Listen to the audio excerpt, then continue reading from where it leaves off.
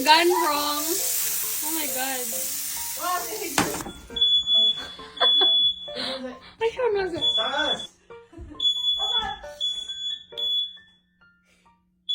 Hi guys! For today's video, we're going to Fred Meyer para magpalit og ingredients for butternut squash by ate. And of course, kabot na mo dito.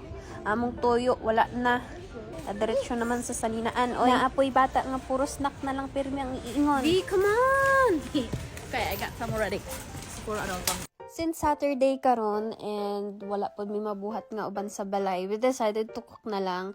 And after namo mag-pick ng bread, and of course, we need the butternut squash. I don't know what other names ana, but maunang atong main ingredient sa atong lutoon today. So after namo nag-store is pauli na din yan. Kabalo pa mo nga this year wala kayo snow diri sa moa, which is very unlikely kasi dapat kapag February dapat baga pa ka ng mga ice din na, pero pag lang taon nimo sa gawas wala kay makita.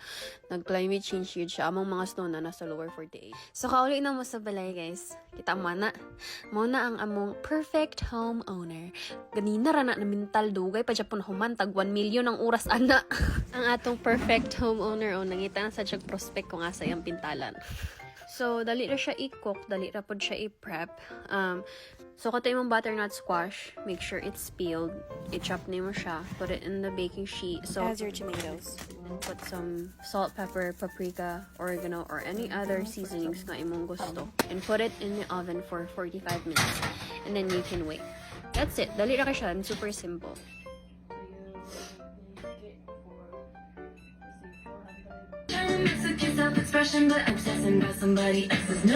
So while nag-wait mi sa gi-oven, nag-watch mi og Gagamboy English version.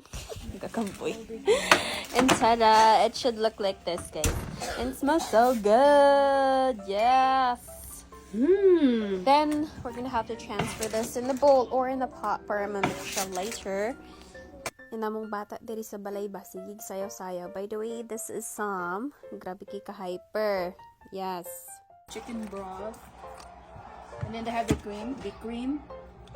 Just a little bit. So, done na ang atong butternut squash. We just need to toast our bread para pang dip siya dun sa butternut squash. By the way, this is the bread that we used. Also, prosciutto.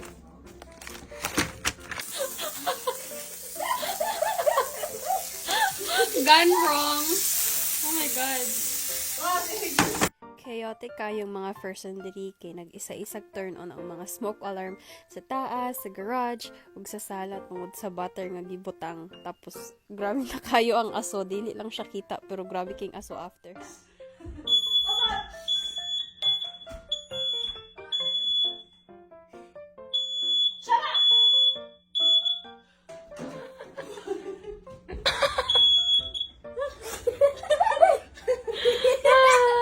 Happy?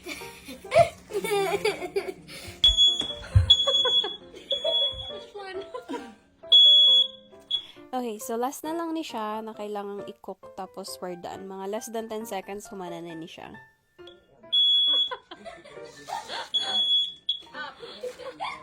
So we used brie cheese for this, and dali na ka siya i-assemble. Katong toasted bread ka ganina, you just put the prosciutto and then the cheese and another bread on top and cut it in half para dili ka siya dako. And then that's it. Just repeat the process until you're done.